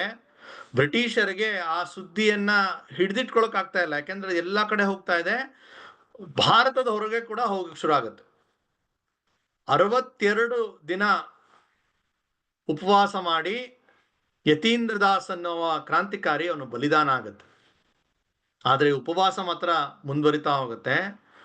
3 ತಿಂಗಳಾಗುತ್ತೆ. 3.5 ತಿಂಗಳು ಇವರು ಉಪವಾಸ ಮಾಡ್ತಾರೆ. ಅಷ್ಟೊತ್ತಿಗೆ ಎಷ್ಟು ದೊಡ್ಡ ಒಂದು ಆ ಬಿಸಿ ಮುಟ್ಟಿರುತ್ತೆ ಅಂದ್ರೆ ಲಂಡನ್ ತನಕ ತಲುಪಿರುತ್ತೆ. ವೈಸ್ರಾಯ್ ಮೇಲೆ ಒತ್ತಡ ಬೀರುತ್ತೆ. ಕಡೆಗೆ ವೈಸ್ರಾಯ್ ಒಂದು ಸಮಿತಿ ರಚನೆ ಮಾಡಿ, ನೀವು ಹೋಗಿ ಭಗತ್ ಸಿಂಗ್ ನ ಭೇಟಿ ಮಾಡಿ ಅವರ ಬೇಡಿಕೆಗಳು ಏನು ಅಂತ ಹೇಳಿ ಅವ್ರ ಜೊತೆ ಚರ್ಚೆ ಮಾಡಿ ಅಂತ ಒಂದು ಸಮಿತಿ ರಚನೆ ಮಾಡಿ ಭಗತ್ ಸಿಂಗ್ ಭೇಟಿ ಕಳ್ಸಿಕೊಡ್ತಾನೆ. ಇದು ಭಗತ್ ಸಿಂಗ್ ಒಬ್ಬ ಸಾಮಾನ್ಯ ಕೈದಿ ಇವನು. ಆದ್ರೆ ಇಡೀ ದೇಶದ ಒಂದು ಪ್ರಮುಖನಾಗಿದ್ದಂತ ವೈಸ್ರಾಯ್ಗೆ ಬಿಸಿ ಮುಟ್ಟಿ ಅವನು ನೀವು ಮಾತುಕತೆಗೆ ಬನ್ನಿ ಅಂತ ಕರೆದು ಭಗತ್ ಸಿಂಗ್ ಹೇಳಿದಂತ ಆ ಎಲ್ಲ ಬೇಡಿಕೆಗಳನ್ನ ಚರ್ಚೆ ಮಾಡಿ, ಜೈಲಿನಲ್ಲಿದ್ದಂತಹ ಆ ಲೋಪದೋಷಗಳು, ಇವ್ರು ಕೊಡ್ತಾ ಇದ್ದಂತಹ ಆಹಾರದಲ್ಲಿ ತುಂಬಾ ಕಳಪೆ ಆಹಾರ ಇರುತ್ತೆ, ಇವ್ರಿಗೆ ಓದಕ್ಕೆ ಪತ್ರಿಕೆ ಕೊಡ್ತಾ ಇರಲ್ಲ, ಹೀಗೆ ಅನೇಕ ಇವರ ಬೇಡಿಕೆಗಳನ್ನೆಲ್ಲ ಸರಿಪಡಿಸ್ತೀವಿ ಅಂತ ಆಶ್ವಾಸನೆ ಕೊಟ್ಟ ಮೇಲೆ ಇವರು ಉಪವಾಸ ಮುರಿತಾರೆ. ಅಂದ್ರೆ ಜೈಲಿನಲ್ಲಿದ್ದು ಇವನು ಉಪವಾಸ ಮಾಡಿ ಇಷ್ಟು ಆ ಒಂದು ತಲುಪಿಡುತ್ತೆ ಅಂತ ಹೇಳಿದ್ರೆ, ನೋಡ್ತಾ ಇಡೀ ದೇಶದಲ್ಲಿ ಭಗತ್ ಸಿಂಗ್ ಅನ್ನೋನು ಒಬ್ಬ ಯೂತ್ ಐಕಾನ್ ಆಗ್ಬಿಡ್ತಾನೆ. ಯಾಕಂದ್ರೆ ಎಷ್ಟು ವರ್ಷ, ಇನ್ನು 21-22 ವರ್ಷದ ಯುವಕ ಯಾವ ರೀತಿಯ ಒಂದು ತಾಕತ್ತನ್ನ ಅಲ್ಲಿ ಅವತ್ತು ತೋರಿಸಿರ್ತಾನೆ. ಇವರ ವಿಚಾರಣೆ ಮುಂದುವರಿತಾ ಇರುತ್ತೆ. ಇವನು ಈ ರೀತಿಯ ಒಂದು ರೀತಿಯ ಪ್ರಭಾವಿ ವ್ಯಕ್ತಿತ್ವ ಆಗ್ತಾನೆ. ಎಷ್ಟು ಮಟ್ಟಿಗೆ ಅಂತ ಹೇಳಿದ್ರೆ, ಒಬ್ಬ ಜಡ್ಜ್ ಇವ್ರನ್ನ ತುಂಬಾ ಅವಮಾನ ಮಾಡ್ತಾ ಇರ್ತಾನೆ. ಸರಿಯಾಗಿ ಇವ್ರಿಗೆ ಪ್ರಶ್ನೆಗಳನ್ನ ವಿಚಾರಣೆ ನಡೀತಾ ಇರಲ್ಲ. ಭಗತ್ ಸಿಂಗ್ ಹೇಳ್ತಾನೆ, ಈ ನ್ಯಾಯಾಧೀಶ ನಮ್ಗೆ ಬೇಡ ಅಂತ. ಎಷ್ಟು ಮಟ್ಟಿಗೆ ಅದು ಪ್ರಭಾವ ಆತ ಅಂತ ಹೇಳಿದ್ರೆ, ಭಗತ್ ಸಿಂಗ್ ಆಗಿ 2 ನ್ಯಾಯಾಧೀಶರನ್ನ ಬದಲಾವಣೆ ಮಾಡ್ಬೇಕಾಗಿ ಬರುತ್ತೆ. ಪ್ರಾಯಶಃ ಜಗತ್ತಿನ ಇತಿಹಾಸದಲ್ಲಿ ಇನ್ನೆಲ್ಲೂ ಆ ರೀತಿ ನಡೆದೇ ಇಲ್ಲ. ಅಂದ್ರೆ ಒಬ್ಬ ಕೈದಿಯ ಒತ್ತಡದ ಮೇರೆಗೆ 2 ಬಾರಿ ನ್ಯಾಯಾಧೀಶರ ಒಂದು ಬದಲಾವಣೆ, ಇದು ಪ್ರಾಯಶಃ ಎಲ್ಲೂ ನಡೆದೇ ಇಲ್ಲ. ಹೀಗೆ ಇವರು ವಿಚಾರಣೆ ನಡೀತಾ ಹೋಗುತ್ತೆ. ಮತ್ತೆ ಇವರು ಪ್ರತಿ ಸಲ ಬರ್ತಾರೆ. ಬಂದಾಗ ಇವ್ರು ನಿಶ್ಚಯ ಮಾಡ್ತಾ ಇರ್ತಾರೆ, ಇವತ್ತು ನಾವು ಬರ್ತೀವಿ ಬರಲ್ಲ ಅಂತ. ತಿಕ್ಕಾಟ ನಡೀತಾನೆ ಇರುತ್ತೆ ಪೊಲೀಸರಿಗೂ ಮತ್ತು ಇವ್ರಿಗೆ. ಕಡೆಗೆ ಇವ್ರು ನಾವು ಕೋರ್ಟ್ಗೆ ಬರಲ್ಲ ಅಂತ ಒಂದು ಇದು ಹೇಳ್ಬಿಡ್ತಾರೆ ಭಗತ್ ಸಿಂಗ್ ಮತ್ತೆ ಅವ್ರ ಜೊತೆಗಾರರು. ಎಂತ ಒಂದು ವಿಚಿತ್ರವಾದಂತಹ ಘಟನೆ ಅಂತ ಹೇಳಿದ್ರೆ, ಪ್ರಾಯಶಃ ಇದು ಎಲ್ಲೂ ನಡೆದಿಲ್ದಿರ್ತಕ್ಕಂಥ ಘಟನೆ ಅನ್ಸತ್ತೆ. ಏನಂದ್ರೆ, ಜೈಲಿನಲ್ಲಿ ಅಥವಾ ಈ ಕೋರ್ಟ್ನಲ್ಲಿ ಆಪಾದಿತ ಇಲ್ಲ, ಆಪಾದಿತನ ಪರವಾಗಿ ವಕೀಲರು ಇಲ್ಲ, ಆದ್ರೂ ವಿಚಾರಣೆ ನಡೆಯುತ್ತೆ. ವಿಚಾರಣೆ ನಡೆದು ಸುಮಾರು ತಿಂಗಳುಗಳ ಕಾಲ ನಡೆದು ಕಡೆಗೆ ತೀರ್ಪು ಬರುತ್ತೆ. ಅಂದ್ರೆ ಇವ್ರಿಗೆ ಬಂಧನ ಮಾಡಿದ್ದು 1929 ಇಸ್ವಿ ಏಪ್ರಿಲ್ ತಿಂಗಳಲ್ಲಾದ್ರೆ, ಸುಮಾರು 1.5 ವರ್ಷದ ನಂತರ 30ನೇ ಇಸ್ವಿ ಅಕ್ಟೋಬರ್ ತಿಂಗಳಲ್ಲಿ ಈ ತೀರ್ಪು ಹೊರಗೆ ಬರುತ್ತೆ. ಅದರಲ್ಲಿ ಇವರ ಯಾರ್ಯಾರು ಇದರಲ್ಲಿ ಬಂಧನ ಆಗಿದ್ರೋ, ಒಂದು ಸ್ಯಾಂಡರ್ಸ್ನ ಹತ್ಯೆ ಮತ್ತು ಈ ಶಾಸನ ಸಭೆಯಲ್ಲಿ ಬಾಂಬ್ ಹಾಕಿದ್ದು, ಈ ಎಲ್ಲ ಒಂದು ಕೇಸ್ಗಳಿರುತ್ತೆ. 7 ಜನರಿಗೆ ಜೀವಾವಧಿ ಶಿಕ್ಷೆ ಆಗುತ್ತೆ. 3 ಜನರಿಗೆ, ಭಗತ್ ಸಿಂಗ್, ರಾಜ್ಗುರು ಮತ್ತು ಸುಖದೇವ್, ಇವ್ರಿಗೆ ಗಲ್ಲು ಶಿಕ್ಷೆ ಅಂತ ಹೇಳಿ ತೀರ್ಪು ಬರುತ್ತೆ. ಸುಮಾರು 400 ಪುಟದ ಒಂದು ತೀರ್ಪು ಅದು ಜಡ್ಜ್ ಅವತ್ತು ಬಿಡುಗಡೆ ಮಾಡ್ತಾರೆ. 400 ಪುಟ. ಈ ಒಂದು ಐತಿಹಾಸಿಕ ತೀರ್ಪು ಎಷ್ಟು ಡಿಮ್ಯಾಂಡ್ ಆಗೋಯ್ತು ಅಂತ ಹೇಳಿದ್ರೆ, ಆಗಿನ ಕಾಲದಲ್ಲಿ ಅಂದ್ರೆ ಸುಮಾರು ಹತ್ರ 95 ವರ್ಷದ ಕೆಳಗಡೆ 100 ವರ್ಷದ ಕೆಳಗಡೆ ಆ 400 ಪುಟದ ತೀರ್ಪಿನ ಪ್ರತಿಗಾಗಿ ಜನ ಬೇಕು ಅದನ್ನ ಓದಬೇಕು ಅಂತ. ಯಾಕೆಂದ್ರೆ ಭಗತ್ ಸಿಂಗ್ ಬಗ್ಗೆ ಅದಲ್ಲಿ ಬರೆದಿದ್ದಾರೆ. ಭಗತ್ ಸಿಂಗ್ ಸಂಬಂಧಪಟ್ಟಿದ್ದು ಆಗಿನ ಕಾಲದಲ್ಲಿ 225 ರೂಪಾಯಿ ಮಾರಾಟ ಆಗ್ತಾ ಇತ್ತು. ಒಳ್ಳೆ ಬಿಸಿ ದೋಸೆ ತರ ಖಾಲಿ ಆಗ್ತಾ ಬಂತು. ಹೀಗೆ ಭಗತ್ ಸಿಂಗ್ಗೆ ಗಲ್ಲು ಶಿಕ್ಷೆ ಅಂತ ನಿಶ್ಚಯ ಆಗತ್ತೆ. ಆ ಗಲ್ಲು ಶಿಕ್ಷೆ ಅಂತ ಅನೌನ್ಸ್ ಮಾಡಿದಾಗ, ಅಂದ್ರೆ ಗಲ್ಲು ಶಿಕ್ಷೆ ಅಂದ್ರೆ ಏನು, ಇವ್ರಿಗೆ ನೇಣಿಗೆ ಆದ್ರೆ ಇವರಲ್ಲಿ ಯಾವುದೇ ರೀತಿ ಒಂದು ದುಃಖದ ಭಯದ ಲವಲೇಶವೂ ಇಲ್ಲ. ಆ ತೀರ್ಪಲ್ಲಿ ಹೇಳಿರ್ತಾರೆ, ಮಾರ್ಚ್ 24ನೇ ತಾರೀಕು 1931 ಇಸ್ವಿ ಇವ್ರು 3 ಜನನ್ನ ಗಲ್ಲಿಗೆ ಹಾಕ್ಬೇಕು ಅಂತ. ಈ ತೀರ್ಪು ಕೊಟ್ಟು ಇದಕ್ಕೂ ಸುಮಾರು ಒಂದು 4-5 ತಿಂಗಳು ಅಂತರ ಇದೆ. ಅಷ್ಟೊತ್ತಿಗೆ ಇಡೀ ದೇಶದಲ್ಲಿ ಒಂದ್ ರೀತಿಯ ಭಗತ್ ಸಿಂಗ್ ಪರವಾಗಿ ಒಂದು ಅಲೆನೇ ಎದ್ಬಿಡತ್ತೆ. ಇದು ತಪ್ಪಿದು, ಗಲ್ಲಿಗೆ ಹಾಕ್ಬಾರದು ಅಂತ ಹೇಳಿ ಎಲ್ಲಾ ಕಡೆಯಿಂದ ಒತ್ತಡ ಬರಕ್ ಶುರು ಆಗತ್ತೆ. ಎಲ್ಲಾ ಪತ್ರಿಕೆಗಳಲ್ಲಿ ಎಲ್ಲೇ ಸೇರಿದ್ರು ಜನ ಇದೇ ಚರ್ಚೆ, ಭಗತ್ ಸಿಂಗ್ಗೆ ಗಲ್ಲು ಶಿಕ್ಷೆ ಆಗಿದೆ, ಇದನ್ನ ತಡಿಬೇಕು ಅಂತ. ಆಗಿನ ಕಾಂಗ್ರೆಸ್ನ ಏನು ಯುವ ಕಾಂಗ್ರೆಸ್ ಇರುತ್ತೆ, ಸುಮಾರು 75,000 ಸಹಿ ಸಂಗ್ರಹ ಮಾಡಿ, ಅಂದ್ರೆ ಭಗತ್ ಸಿಂಗ್ಗೆ ಬಿಡುಗಡೆ ಮಾಡಬೇಕು, ಅವ್ನಿಗೆ ಗಲ್ಲು ಆಗ್ಬಾರ್ದು ಅಂತ ಹೇಳಿ ಒಂದು ಸಹಿ ಸಂಗ್ರಹ ಮಾಡಿ ಆ ಮೆಮೊರಂಡಮ್ ಹೋಗಿ ಕೊಡ್ತಾರೆ. ಅದೇ ಸಮಯದಲ್ಲಿ ಆ ಗಾಂಧೀಜಿಯವರು ಒಂದು ದುಂಡು ಮೇಜಿನ ಸಭೆಗೆ ಹೋಗೋದಿರುತ್ತೆ. ಇರ್ವಿನ್ ಅಂತ ಹೇಳಿ ಅವರ ಜೊತೆ ಕೂತ್ಕೊಂಡು ಇವರ ಅನೇಕ ಬೇಡಿಕೆಗಳನ್ನ ಇಡಬೇಕು, ಅಲ್ಲಿ ನೆಗೋಸಿಯೇಷನ್. ಆಗ ತುಂಬಾ ಒತ್ತಡ ಆಗ್ತಾರೆ ಗಾಂಧೀಜಿ ಅವ್ರಿಗೆ. ನೀವು ಒಂದು 11 ಬೇಡಿಕೆ ಇಟ್ಟಿರ, 12ನೇದು ಇದೊಂದು ಸೇರಿಸ್ಕೊಳ್ಳಿ, ಭಗತ್ ಸಿಂಗ್ನ ಬಿಡಬೇಕು ಅಂತ ನೀವೊಂದು ನಿಮ್ಮ ಒಂದು ಬೇಡಿಕೆಯನ್ನು ಮುಂದೆ ಇಡಿ ಅಂತ ಹೇಳಿದ್ರೆ ಗಾಂಧೀಜಿ ಅವ್ರು ಏನ್ ಮಾಡೋರು ಒಪ್ಪೋದೇ ಇಲ್ಲ. ಯಾಕೆಂದ್ರೆ ಅವರು ಗಾಂಧೀಜಿ ಹೇಳ್ತಾರೆ, ಅವ್ನು ನನ್ನ ಅಹಿಂಸಾ ಮಾರ್ಗದಲ್ಲಿ ಬರಲಿಲ್ಲ, ಹಿಂಸಾ ಮಾರ್ಗವನ್ನು ಸ್ವೀಕಾರ ಮಾಡದ ಅಂತ ಹೇಳಿ ಅವ್ರು ಏನ್ ಮಾಡೋರು ಒಪ್ಪೋದೇ ಇಲ್ಲ. ಮುಂದೆ ಆ ಇರ್ವಿನ್ ತನ್ನ ಡೈರಿಲಿ ಬರೀತಾನಂತೆ, ಆ ಗಾಂಧಿ ಇರ್ವಿನ್ ಪ್ಯಾಕ್ಟ್ ಅಂತ ಕರೀತಾರೆ. ಆ ಸಭೆ ಮುಗಿದ್ಮೇಲೆ ಬಂದಂತಹ ಆ ಒಂದು ಪ್ಯಾಕ್ಟ್ ಅದು. ಅದಕ್ಕೆ ಮುಂಚೆ ಇರ್ವಿನ್ ಅನ್ಕೊಂಡಿದ್ರಂತೆ ಗಾಂಧೀಜಿ ಬಂದ್ರೆ ಮೊದಲ ಬೇಡಿಕೆನೆ ಭಗತ್ ಸಿಂಗ್ ಬಗ್ಗೆ ಕೇಳ್ತಾರೆ, ಯಾಕಂದ್ರೆ ದೇಶದಲ್ಲಿ ಇಷ್ಟು ಒತ್ತಡ ಇದೆ ಅಂತ. ಆದ್ರೆ ಬಂದಾಗ ಆ ವಿಷಯನೇ ಮಾತಾಡದೇ ಇದ್ದಾಗ ಇರ್ವಿನ್ಗೆ ಆಶ್ಚರ್ಯ ಆಯ್ತಂತೆ. ಇರ್ವಿನ್ ಬರೆದಿಟ್ಟಿದ್ದಾರೆ. ಹೀಗೆ ಭಗತ್ ಸಿಂಗ್ನ ಒಂದು ಗಲ್ಲಿನ ದಿನಾಂಕ ಹತ್ರ ಬರ್ತಾ ಇದೆ. ಎಲ್ಲ ಕಡೆ ಒಂದು ವಾತಾವರಣ ತುಂಬಾ ಹೆಪ್ಪುಗಟ್ಟಿದ ವಾತಾವರಣ. ಆ ದಿನಗಳ ಹತ್ರ ಬಂದಂತೂ ಸುತ್ತಮುತ್ತಲು ಎಲ್ಲ ಯುವಕರೆಲ್ಲ ಓಡಾಡ್ತಾ ಇದ್ದಾರೆ, ಘೋಷಣೆ ಆಗ್ತಾ ಇದ್ದಾರೆ. ಆ ಜೈಲಿನ ಅಧಿಕಾರಿಗಳಿಗೆ ತುಂಬಾ ಒತ್ತಡ ಬರ್ತಾ ಹೋಗುತ್ತೆ. ಹಿಂದೆ ಎಲ್ಲ ಅವ್ರು ನೋಡಿದ್ದಾರೆ, ಲಾಲಾ ಲಜಪತ್ ರಾಯ್ ಅವರ ಅಂತ್ಯ ಆದಾಗ 1 ಲಕ್ಷ ಜನ ಸೇರಿರ್ತಾರೆ. ಹಿಂದೆ ಇನ್ನೊಬ್ಬ ಕ್ರಾಂತಿಕಾರಿಯ ಒಂದು ಇದೇ ರೀತಿ ಗಲ್ಲಿಗೇರಿಸಿದ ಮೇಲೆ ಅವನ ದೇಹವನ್ನ ಅವರು ಹ್ಯಾಂಡ್ ಓವರ್ ಮಾಡ್ತಾರೆ.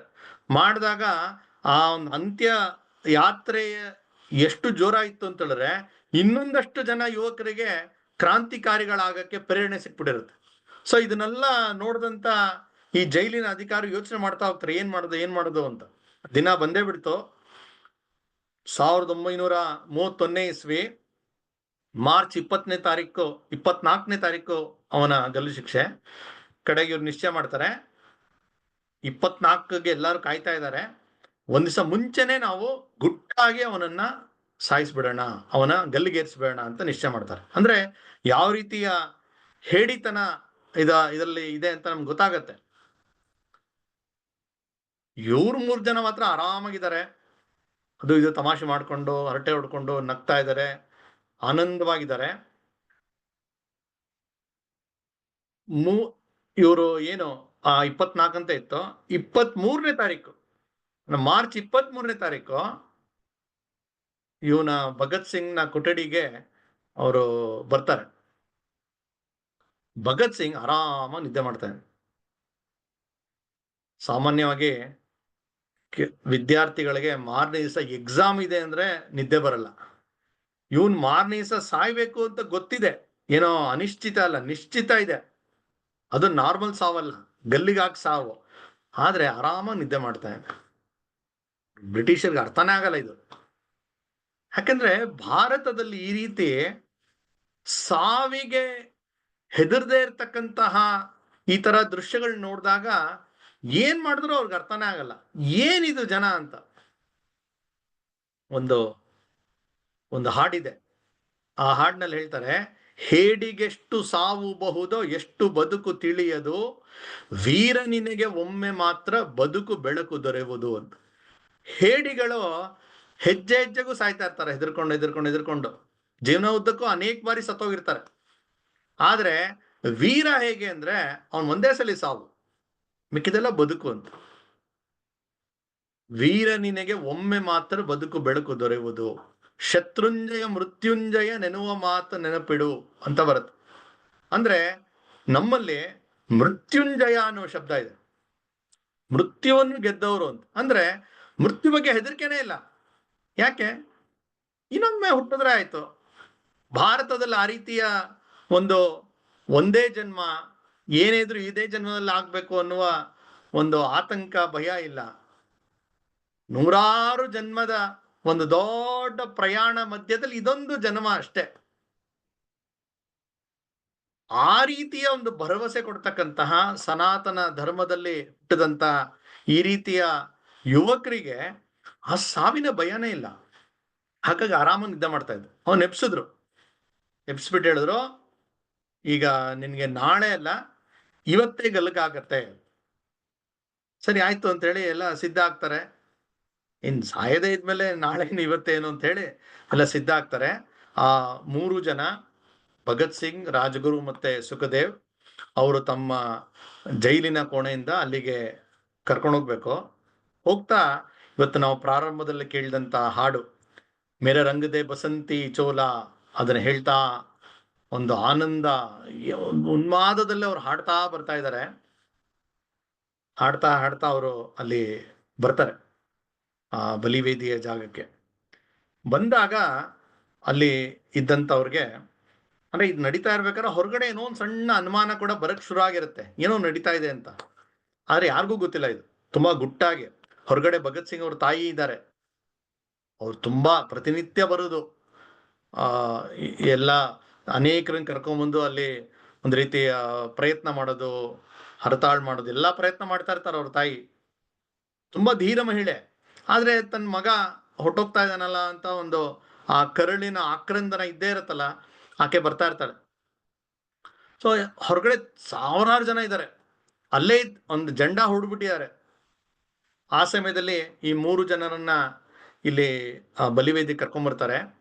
ಬಂದಾಗ ಭಗತ್ ಸಿಂಗ್ ಹೇಳ್ತಾನೆ ಅವರ ಒಂದು ಸುತ್ತಮುತ್ತ ಇದ್ದಂತ ಅಧಿಕಾರಿಗಳಿಗೆ, ಅವ್ರು 5 ಜನ ಇರ್ತಾರೆ, inspector general of police, inspector general of prison, ಜೈಲಿನ ಸೂಪರಿಂಟೆಂಡೆಂಟ್, ಒಬ್ಬ ಮೆಡಿಕಲ್ ಅಧಿಕಾರಿ, ಮತ್ತೊಬ್ಬ ಪೊಲೀಸ್ ಇರ್ತಾನೆ.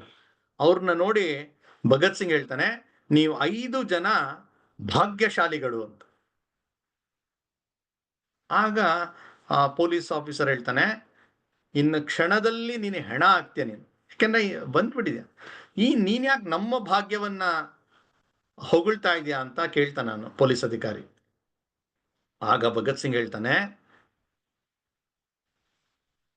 ಈ ಭಾರತೀಯ ವಿಮೋಚನೆಗಾಗಿ, ಭಾರತ ಸ್ವತಂತ್ರವಾಗಬೇಕು ಅನ್ನುವ ಇಚ್ಛೆಗಾಗಿ ಭಾರತದ ಯುವಕರು ಹೇಗೆ ನಗನಗತಾ ಪ್ರಾಣವನ್ನ ಕೊಡ್ತಾರೆ ಅನ್ನುವ ಒಂದು ದೃಶ್ಯವನ್ನ ನೋಡಕ್ಕೆ 30 ಕೋಟಿ ಭಾರತೀಯರ ಪೈಕಿ ನಿಮ್ಮ 5 ಜನಕ್ಕೆ ಅವಕಾಶ ಸಿಕ್ಕಿದೆ ಅಂತ.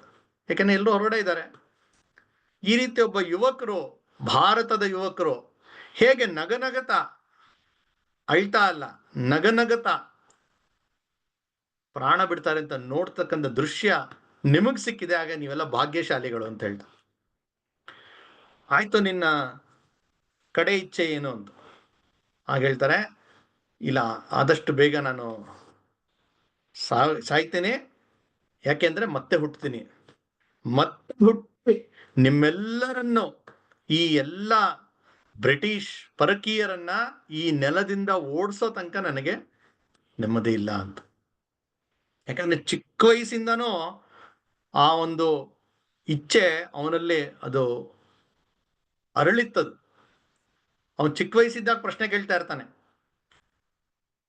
ಜಲಿಯನ್ ವಾಲಾಬಾಗ್ ಘಟನೆ ಇರ್ಬೋದು, ಅವನ ಆಗಿನ ಪರಿಸ್ಥಿತಿ ಬಗ್ಗೆ ಪ್ರಶ್ನೆ ಕೇಳ್ತಾನೆ.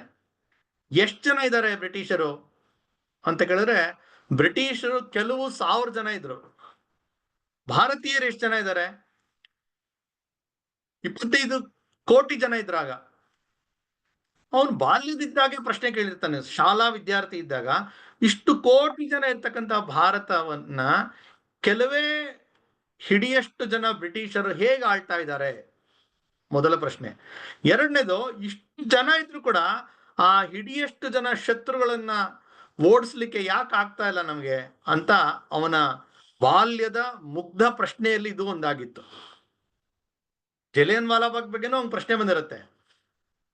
ಅಲ್ಲಿ ಶೂಟ್ ಮಾಡಿದ್ರಲ್ಲ, ಅವರೆಲ್ಲ ಯಾರು? ಭಾರತೀಯರೇ. ಯಾಕೆಂದ್ರೆ ಆ ಭಾರತೀಯ ಕಾನ್ಸ್ಟೇಬಲ್ಗಳೇ ಇರ್ತಾ ಇದ್ದಿದ್ದು, ಆಫೀಸರ್ ಬ್ರಿಟಿಷರ್ ಇರ್ತಾ ಇದ್ರು.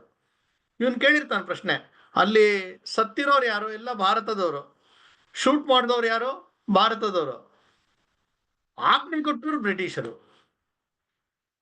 ಹಿಂದೂಸ್ ಕಿಲ್ಡ್ ಹಿಂದೂಸ್, ಬ್ರಿಟಿಷ್ ರೂಲ್ಡರ್ಸ್ ಅಂತ ಒಂದು ಮಾತು ಹೇಳ್ತಾರೆ. ಆ ರೀತಿಯ ಒಂದು ವಿಚಿತ್ರ ಪರಿಸ್ಥಿತಿ ಇತ್ತು. ಜನಜಾಗೃತಿ ಆಗ್ಬೇಕಾಯ್ತು. ಹಾಗಾಗಿ ಇವನ್ ಜೀವನದುದ್ದಕ್ಕೂ ಎರಡನ್ನೂ ಮಾಡ್ತಾ ಬರ್ತಾನೆ. ಇವನು ಕೂಡ ಲೇಖನ ಬರಿತಾ ಇರ್ತಾನೆ, ಹಾಡು ಬರಿತಾ ಇರ್ತಾನೆ, ಕವನಗಳು ಬರಿತಾ ಇರ್ತಾನೆ. ಜನರ ಜಾಗೃತಿಗಾಗಿ ಇವನು ಕೂಡ ಕೆಲಸ ಮಾಡ್ತಾನೆ. ಜೊತೆಗೆ ಬ್ರಿಟಿಷರಿಗೆ ಅರ್ಥವಾಗ್ತಕ್ಕಂತ ಒಂದು ಏನು ಶಸ್ತ್ರ, ಆ ದಾರಿಯನ್ನೇ ಹಿಡಿದು ತನ್ನ ಜೀವನದ ಒಂದು ಬದುಕನ್ನ ಮುಂದುವರ್ಸ್ಕೊಂಡ್ ಬಂದಿರ್ತಾನೆ. ಇಲ್ಲಿ ಬರ್ತಾರೆ, ಇನ್ನ ಸ್ವಲ್ಪ ಸಮಯಕ್ಕೆ ಅವ್ರಿಗೆ ಗಲ್ಲಿಗೆ ಹಾಕ್ಬೇಕು. ಆಗ ಅವ್ರ 3 ಜನದ ಮಧ್ಯೆ ಒಂದು ಜಗಳ ಆಗ್ಬಿಡುತ್ತೆ. ಇಲ್ಲೇನ್ ಜಗಳ ಆಡ್ತಾ ಇದ್ದಾರೆ ಅಂತ ಆಶ್ಚರ್ಯ ಆಗುತ್ತೆ. ನೋಡಿದ್ರೆ ಯಾರು ಮೊದಲು ಸಾಯ್ಬೇಕು ಅಂತ ಜಗಳ. ಯಾಕಂದ್ರೆ ಅಲ್ಲಿ ಒಬ್ಬರಾದ್ಮೇಲೆ ಒಬ್ಬರನ್ನ ಗಲ್ಲಿಗೇರಿಸ್ಬೇಕು. ಯಾರು ಮೊದಲು ಅಂತ ಜಗಳ. ಕಡೆಗೆ ಅಲ್ಲಿ ಇತ್ಯರ್ಥ ಆಗತ್ತೆ. ಸರಿ ಅಂತ ನಿಶ್ಚಿತ ಸಮಯಕ್ಕೆ ಕರ್ಕೊಂಬರ್ತಾರೆ. ಅಲ್ಲಿ ಅವ್ರಿಗೆ ಏನು ಆ ಹಗ್ಗ ಅಲ್ಲಿ ಅವ್ರ ಮುಂದೆ ಬರುತ್ತೆ. ಆ ಮುಂದೆ ಬಂದಂತ ಹಗ್ಗವನ್ನ ಚುಂಬಿಸಿ ಅವರು ತಮ್ಮ ಕತ್ತಿಗೆ ತಾವೇ ಹಾಕೊಂಡು ಒಂದೇ ಮಾತರಂ ಅಂತ ಘೋಷಣೆ ಆಗ್ತಾ, ಭಾರತ ಮಾತೆಗೆ ಜೈ ಅಂತ ಘೋಷಣೆ ಆಗ್ತಾ ಅವರು ಆ ಗಲ್ಲಿಗೆ ಇರ್ತಾರೆ. 7:32 ಸಾಯಂಕಾಲ ಭಗತ್ ಸಿಂಗ್ನ ಪ್ರಾಣ ಪಕ್ಷಿ ಹಾರೋಗುತ್ತೆ. ಅವನು ಹುಟ್ಟಿದ್ದು 1907 ಇಸ್ವಿ ಸೆಪ್ಟೆಂಬರ್ 28ನೇ ತಾರೀಕು. 1931 ಮಾರ್ಚ್ ಅಂದ್ರೆ ಅವನಿಗೆ 23.5 ವರ್ಷ. 24 ಆಗಿಲ್ಲ. ಸೆಪ್ಟೆಂಬರ್ ಬಂದರೆ 24 ಮುಗಿತಾ ಇತ್ತು.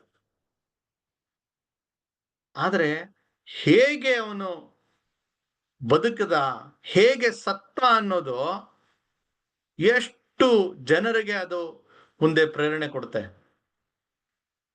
ಬೇರೆಯವರಿರ್ಲಿ, ಸ್ವತಃ ಇವ್ರಿಗೆ ಗಲ್ಲಿಗೇರಿಸಿದಂತಹ ಆ ಜೈಲಿನಲ್ಲಿ ಆ ಕೈದಿಗೆ ಗಲ್ಲಿಗೇರಿಸ್ತಕ್ಕಂತ ಕೆಲಸಕ್ಕೊಬ್ಬ ಇರ್ತಾನೆ, ಖಾನ್ ಸಾಹೇಬ್ ಮೊಹಮ್ಮದ್ ಅಕ್ಬರ್ ಅಂತ ಹೇಳಿ. ಅವನು 1-2 ದಿವಸ ಆದ್ಮೇಲೆ ಭಗತ್ ಸಿಂಗ್ ಅವರ ತಂದೆ ಹತ್ರ ಹೋಗಿ ಹೇಳ್ತಾನೆ, ಎಂತ ಕಚಡ ಕೆಲಸ ಮಾಡ್ತಾ ಇದ್ದೀವಿ ನಾವು, ಅನ್ನದ ಒಂದು ಆಸೆಗಾಗಿ ಇಂಥ ಕೆಲಸ ಮಾಡ್ತಾ ಇದ್ದೀನಿ ನಾನು ಅಂತ ಅವ್ರ ಹತ್ರ ಹೋಗಿ ಭಗತ್ ಸಿಂಗ್ ಅವ್ರ ತಂದೆ ಹತ್ರ ಹತ್ಕೊಳ್ತಾನೆ. ಆಗ ಹೇಳ್ತಾನೆ, ಆ ಒಂದು ಕೆಲಸ ಮಾಡಿದ್ದ ಕ್ಷಣದಿಂದ ನನಗೆ ನಿದ್ದೆ ಬರ್ತಾ ಇಲ್ಲ, ಅನ್ನ ಸೇರ್ತಾ ಇಲ್ಲ, ಊಟ ಮಾಡ್ಬೇಕು ಅಂತ ಅನ್ನ ತಟ್ಟೆ ಇಟ್ಕೊಂಡ್ರೆ ಅದು ವಿಚಿತ್ರ ಕಾಣಿಸ್ತಾ ಇದೆ ನಂಗೆ, ಎಂತಹ ಬದುಕು ನಾ ಬದುಕ್ತಾ ಇದೀನಿ ಅಂತೇಳಿ ತನ್ನ ಅಳಲನ್ನ ಬಂದು ಹೇಳ್ಕೊಳ್ತಾನೆ. ಅಂದ್ರೆ ಒಂದು ಏನೋ ಹೊಟ್ಟೆಪಾಡಿಗಾಗಿ ಎಂತ ನೀಚ ಕೆಲಸ ನಾನು ಮಾಡ್ತಾ ಇದೀನಿ ಅಂತ ಆ ಮುಸಲ್ಮಾನ ಅವನು ಮೊಹಮ್ಮದ್ ಅಕ್ಬರ್ ಅವನು ಬಂದು ಭಗತ್ ಸಿಂಗ್ ಅವರ ತಂದೆ ಹತ್ರ ಬಂದು ಹೇಳ್ಕೊಳ್ತಾನೆ. ಅವತ್ತು ಇಡೀ ಜೈಲಿನಲ್ಲಿ ಯಾರು ಕೂಡ ಊಟನೇ ಮಾಡಿರಲ್ಲ. ಯಾಕಂದ್ರೆ ಅವ್ರಿಗೆ ಗೊತ್ತಾಗ್ಬಿಟ್ಟಿರುತ್ತೆ ಒಳಗಡೆ ಇದ್ದವ್ರಿಗೆ ಈ ತರ ಅದು ಒಂದ್ ದಿವಸ ಮುಂಚೆ ಆಗಿದೆ ಅಂತ. ಇಡೀ ಜೈಲಿನಲ್ಲಿ ಎಲ್ಲರೂ ಅವತ್ತು ಒಂದು ರೀತಿಯ ಸೂತಕದ ವಾತಾವರಣ. ಇವರ ಒಂದು ಗಲ್ಲಿಗೇರಿಸಾಗೋಯ್ತು. ಆಮೇಲೆ ಬಂದು ಪರೀಕ್ಷೆ ಮಾಡ್ತಾರೆ. ಅವರು 3 ಜನರ ಪ್ರಾಣ ಹೋಗಿದೆ. ಈಗ ಅವ್ರ ದೇಹವನ್ನ ಏನಾರು ಅವರು ಹ್ಯಾಂಡ್ ಓವರ್ ಮಾಡಿದ್ರೆ ಬಹಳ ದೊಡ್ಡ ಒಂದು ರೀತಿಯ ಕ್ರಾಂತಿಕಾರಿಕ ಕೆಲಸಗಳೇ ಆಗ್ಬಿಡುತ್ತೆ. ಇನ್ನೊಂದಷ್ಟು ಜನ ಭಗತ್ ಸಿಂಗ್ಗಳು ತಯಾರಾಗ್ಬಿಡ್ತಾರೆ. ಹಾಗಾಗಿ ಹೆದರಿದಂತಹ ಬ್ರಿಟಿಷರು, ಅಂದ್ರೆ ಭಗತ್ ಸಿಂಗ್ ಸತ್ತ ನಂತರವೂ ಹೆದರಿದಂತಹ ಬ್ರಿಟಿಷರು ಆ 3 ಬಾಡಿಗಳನ್ನ ಕದ್ಕೊಂಡು ಒಂದು ವೆಹಿಕಲ್ ನಲ್ಲಿ ಹಾಕೊಂಡು ತಗೊಂಡೋಗ್ತಾರೆ. ಸಟ್ಲೇಜ್ ನದಿ ತೀರಕ್ಕೆ ತಗೊಂಡೋಗಿ ಯಾರಿಗೂ ಕೊಡದೆ ಅದನ್ನ ಹಾಕಿ ಬೆಂಕಿ ಹಾಕ್ಬಿಡ್ತಾರೆ. ಅಷ್ಟೊತ್ತಿಗೆ ಇವರು ಏಕಾಏಕಿ ಈ ತರ ಎಲ್ಲ ವೆಹಿಕಲ್ ಹೋಗ್ತಾ ಇದೆ ಅಂತ ಬಂದಾಗ ಇವ್ರಿಗೇನೋ ಒಂದು ಗುಮಾನಿ ಇರುತ್ತೆ ಹೊರಗಡೆ ಇದ್ದಂತ ಎಲ್ಲ ಜನರಿಗೆ. ಅವರು ಅಟ್ಟಿಸ್ಕೊಂಡ್ಬರ್ತಾರೆ, ಸಾವಿರಾರು ಸಂಖ್ಯೆಯಲ್ಲಿ ಬರ್ತಾರೆ. ಇವರು ವೇಗವಾಗಿ ವೆಹಿಕಲ್ ಹೊಟ್ಟೋಗಿರುತ್ತೆ, ಜನ ಪಾಪ ಹೋದಂತ ದಾರಿಯಲ್ಲೇ ಬರ್ತಾರೆ. ಅವರಲ್ಲಿ ತಲುಪೋಷ್ಟೊತ್ತಿಗೆ ಆಗ್ಲೇ ಆ 3 ದೇಹಗಳನ್ನಿಟ್ಟು ಬೆಂಕಿ ಹಾಕ್ಬಿಟ್ಟಿರ್ತಾರೆ. ಆಮೇಲೆ ಬಂದಂತ ಜನ ಅದನ್ನು ಸರಿಯಾದ ರೀತಿಯಲ್ಲಿ ಅವರ ಅಂತ್ಯ ಸಂಸ್ಕಾರವನ್ನು ಮಾಡ್ತಾರೆ. ಲಾಹೋರಿನ ಆ ಸಟ್ಲೇಜ್ ನದಿ ತೀರದ ಆ ಜಾಗದಲ್ಲಿ ಏನು ಇವರ ಒಂದು ಅಂತ್ಯ ಆಯ್ತು ಅಥವಾ ಅಂತ್ಯ ಸಂಸ್ಕಾರ ಆಯ್ತು, ಆ ಜಾಗಕ್ಕೆ ಪ್ರತಿ ವರ್ಷ ಆವಾಗಿನಿಂದ ಜನ ತೀರ್ಥಯಾತ್ರೆಗೆ ಬರೋ ರೀತಿ ಬರ್ತಾ ಇದ್ರು. ಶಹೀದ್ ದಿನ್ ಅಂತ, ಅಂದ್ರೆ ಆ ಮಾರ್ಚ್ ತಿಂಗಳ 23ನೇ ತಾರೀಕು ಪ್ರತಿ ವರ್ಷ ಆ ಇಸ್ವಿಯಿಂದ 31ನೇ ಇಸ್ವಿಯಿಂದ ಪ್ರಾರಂಭ ಮಾಡಿ ಬರ್ತಾ ಇದ್ರು. ಹೆಚ್ಚು ಕಡಿಮೆ 47ನೇ ಇಸ್ವಿ ತನಕವೂ ಆ ಒಂದು ರೀತಿಯ ತೀರ್ಥಯಾತ್ರೆ ರೀತಿ ಜನ ಬರುವಂತದ್ದು ಅದು ಚಾಲ್ತಿಯಲ್ಲಿತ್ತು. ನೋಡಿ, 47ನೇ ಇಸ್ವಿ ನಂತರ ಎಂತ ಒಂದು ದುರ್ದೈವ ಅಂತ ಹೇಳಿದ್ರೆ, ಭಗತ್ ಸಿಂಗ್ ಯಾವ ಒಂದು ದೇಶಕ್ಕಾಗಿ ಹೋರಾಟ ಮಾಡ್ದ, ಅವನ ಹುಟ್ಟಿದ ಜಾಗವು ಪ್ಲಸ್ ಅವನ ಅಂತ್ಯವಾದಂತಹ ಅಥವಾ ಅವನಿಗೆ ವಿಚಾರಣೆ ಎಲ್ಲ ನಡೆದಿದ್ದೆಲ್ಲಿ, ಲಾಹೋರ್ನಲ್ಲಿ. ಅದು ಭಾರತದ ಭಾಗವೇ ಆಗ್ಲಿಲ್ಲ. ಯಾವ ಒಂದು ಅಖಂಡ ಭಾರತದ ಸ್ವಾತಂತ್ರ್ಯಕ್ಕಾಗಿ ಇವರೆಲ್ಲ ತಮ್ಮ ಬಲಿದಾನವನ್ನು ಮಾಡಿದ್ರೋ ಅದು ಭಾರತದ ಭಾಗವಾಗೇ ಉಳಿದಿಲ್ಲ, ಪಾಕಿಸ್ತಾನದ ಭಾಗವಾಗ್ಬಿಟ್ಟಿದೆ. ಆದ್ರೆ ಭಗತ್ ಸಿಂಗ್ನ ಈ ಒಂದು ಏನು ಬಲಿದಾನ ಅದು ಮಾತ್ರ ಇವತ್ತಿಗೆ ಹೇಳಿದಂತೆ 96 ವರ್ಷ ಆಗಿದೆ. ಇವತ್ತಿಗೂ ಸಾವಿರಾರು ಕಡೆಗಳಲ್ಲಿ ಭಗತ್ ಸಿಂಗ್ನ ಒಂದು ಈ ತರ ಸ್ಮರಣೆಯ ಕಾರ್ಯಕ್ರಮ ನಡೆಯುತ್ತೆ. ಲಕ್ಷಾಂತರ ಜನರಿಗೆ ಇವತ್ತಿಗೂ ಅವನು ಪ್ರೇರಣೆಯಾಗಿದ್ದಾನೆ. ಅವನು ಎಲ್ಲರಂತೆ ಬದುಕಬಹುದಾಯ್ತು, ಓದ್ನಲ್ಲಿ ಮುಂದೆ ಇದ್ದ, ಕಾಲೇಜಿನಲ್ಲಿ ಚೆನ್ನಾಗಿ ಓದ್ತಾ ಇದ್ದ, ಭಾಷೆಯ ಹಿಡಿತ ಚೆನ್ನಾಗಿತ್ತು, ಬರವಣಿಗೆ ಇತ್ತು. ಆದ್ರೆ ಅವನ್ ಸಂಕಲ್ಪ ಮಾಡ್ದ, ಮೊದಲು ಈ ದೇಶ ಸ್ವಾತಂತ್ರ್ಯ, ಆಮೇಲೆ ಬೇರೆ ಅಂತ. ಅಷ್ಟೇಕೆ ಅವನಿಗೆ ಮದುವೆ ಮಾಡಬೇಕು ಅಂತ ಹೇಳಿ ನಿಶ್ಚಯ ಮಾಡ್ತಾರೆ. ನಿಶ್ಚಿತಾರ್ಥವನ್ನು ಇದ್ ಮಾಡ್ಬಿಡ್ತಾರೆ, ದಿನಾಂಕ ನಿಶ್ಚಯ ಮಾಡ್ಬಿಡ್ತಾರೆ. ಇವನ್ ಮಾತೇನ್ ಕೇಳಲ್ಲ, ನಿಶ್ಚಿತಾರ್ಥ ಕೂಡ ಆಗತ್ತೆ. ನಿಶ್ಚಿತಾರ್ಥ ದಿನಾಂಕ ನಿಶ್ಚಯ ಆಗತ್ತೆ. ಆದ್ರೆ ಆ ದಿನ ಬೆಳಗ್ಗೆ ಅವನೊಂದು ಚೀಟಿ ಬರೆದಿಟ್ಬಿಟ್ಟು, ದೇಶದ ಕೆಲಸಕ್ಕಾಗಿ ನಾನು ಮನೆ ಬಿಟ್ಟು ಹೋಗ್ತಾ ಇದೀನಿ ಅಂತ ಹೇಳಿ ಅವತ್ತು ಮನೆ ಬಿಟ್ಟು ಹೋಗಿತ್ತು. ಯಾಕಂದ್ರೆ ಈ ರೀತಿ ಮದುವೆ ಇತ್ಯಾದಿಗಳ ಇದರಲ್ಲಿ ನಾನು ತೊಡ್ಕೊಳಕ್ ನನಗೆ ಅವಕಾಶ ಇಲ್ಲ. ಯಾಕಂದ್ರೆ ಭಾರತ ಸ್ವತಂತ್ರಗೊಳ್ಬೇಕು. ಅಂದ್ರೆ ಸ್ವಾತಂತ್ರ್ಯದ ಬಗ್ಗೆ ತಿಳಿಬೇಕು ಅಂತ ಹೇಳಿದ್ರೆ ಅವರ ತಾಯಿಯ ಒಂದು ಮಾತನ್ನ ಹೇಳಿ ನಾನು ಮುಕ್ತಾಯ ಮಾಡ್ತೇನೆ. 1970ನೇ ಇಸ್ವಿ ಆಗ ಬೆಂಗಳೂರಿನಲ್ಲಿ ಒಂದು ಪುಸ್ತಕ ಬಿಡುಗಡೆ ಕಾರ್ಯಕ್ರಮ. ಸ್ವಾತಂತ್ರ್ಯ ಹೋರಾಟದ ಒಂದು ಅಗ್ರಮಾನ್ಯ ನಾಯಕ, ಸ್ವಾತಂತ್ರ್ಯ ವೀರ ವಿನಾಯಕ ದಾಮೋದರ ಸಾವರ್ಕರ್ ಅವರ ಕುರಿತಾಗಿ ಒಂದು ಜೀವನ ಚರಿತ್ರೆಯನ್ನ ಕರ್ನಾಟಕದಲ್ಲಿ ಬೆಂಗಳೂರಿನಲ್ಲಿ ಶಿವರಾಮು ಎನ್ನುವ ಒಬ್ಬ ಶ್ರೇಷ್ಠ ಕವಿ ಅವರು ಬರೆದಿದ್ದಾರೆ. ಆತ್ಮಾಹುತಿ ಅಂತ ಪುಸ್ತಕದ ಹೆಸರು. ಆ ಪುಸ್ತಕದ ಬಿಡುಗಡೆ ಬೆಂಗಳೂರಿನ ಟೌನ್ ಹಾಲ್ ನಲ್ಲಿ ನಡೀತು. ಆ ಪುಸ್ತಕದ ಬಿಡುಗಡೆಗೆ ಭಗತ್ ಸಿಂಗ್ ಅವರ ತಾಯಿ ವಿದ್ಯಾವತಿ ದೇವಿ ಅವರು ಬಂದಿರ್ತಾರೆ. ಅವರು ಆ ಪುಸ್ತಕದ ಬಿಡುಗಡೆ ಕಾರ್ಯಕ್ರಮದಲ್ಲಿ ಮಾತಾಡ್ತಾ ಹೇಳ್ತಾರೆ, ಸ್ವಾತಂತ್ರ್ಯ ಬಂದಿದ್ದು ಬಾಳೆಹಣ್ಣು ಸಿಪ್ಪೆ ಸುಲಿದಷ್ಟು ಸುಲಭವಾಗಿ ಅಲ್ಲ. ಅನೇಕರು ನಾವು ನೋಡ್ತೀವಿ, ಆಗಸ್ಟ್ ತಿಂಗಳಲ್ಲಿ ಟಿವಿನಲ್ಲೆಲ್ಲ ಮಾತಾಡ್ತಾ ಕೆಲವರು ಹೇಳ್ತಿರ್ತಾರೆ, ಒಂದು ರಕ್ತ ಹನಿಯೂ ಹರಿಸದೆ ಭಾರತಕ್ಕೆ ಸ್ವಾತಂತ್ರ್ಯ ಬಂತು, ಅಥವಾ ಬ್ರಿಟಿಷರು ಭಾರತಕ್ಕೆ ಸ್ವಾತಂತ್ರ್ಯವನ್ನು ಕೊಟ್ರು ಅಂತ.